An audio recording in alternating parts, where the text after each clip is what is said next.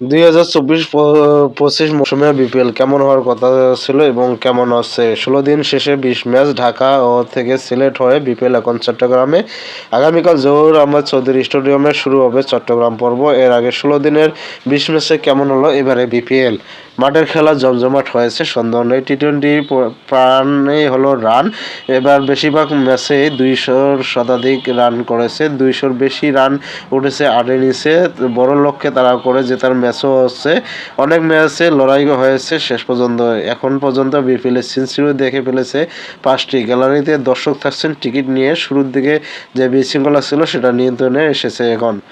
BPL governing কাউন্সিলের সদস্য সচিব নাজমুল আবেদীন বিষয়টি মেনে নিয়ে বাউন্ডারি আরও বড় হতে পারত বলে যুক্তি দিয়েছেন। যেরকম বড় বড় ছয় হচ্ছে, বাউন্ডারি স্বাভাবিক হলে ছয় খুব কম হতো না।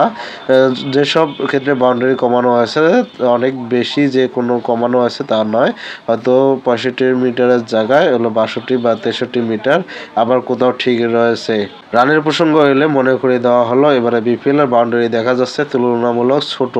রান বেশি হওয়ার একটা কারণ তো অবশ্যই বেশি। রান বেশি হওয়ার পিছনে ছোট বাউন্ডারির তুলনায় ভালো উইকেটের ভূমিকা বেশি দেখেন নাজমুল আবেদীন ফাহিম। স্বীকার করতেই হবে উইকেট এবার অনেক ভালো। বড় রান হচ্ছে, বড় রান তাড়া করে গিয়ে ব্যাটসম্যানরা শেষ পর্যন্ত লড়াই করতে পারছে।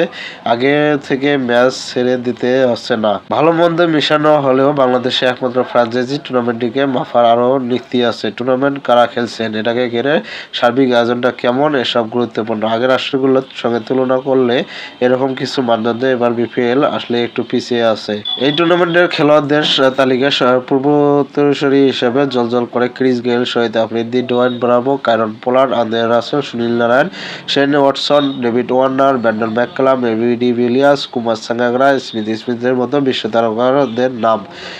সেই টুর্নামেন্টে এবার বিদেশি খেলোয়াড় হিসেবে কারা খেলছেন? রংপুর রাইডার্সে অ্যালেক্স হেলস, পশ্চিম বরিশালের শাহিন শাহ আফ্রিদি, কাইল মার্শ, এমন কয়েকটি নাম ছাড়া আর বড় কোনো নাম দেখা যায় না।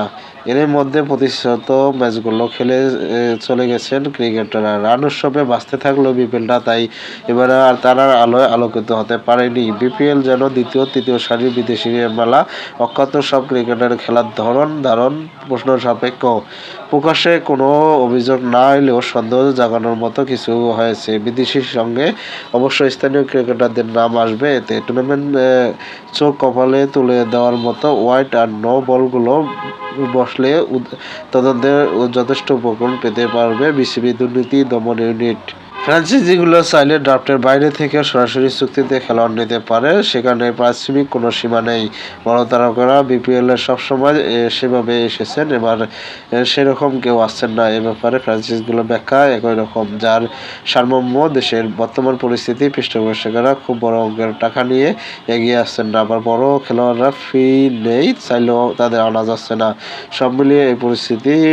তবে দুটি ফ্র্যাঞ্চাইজি জানিয়েছে প্লে অফে যেতে পারলে তারা বড় ক্রিকেটার আনার চেষ্টা করবে।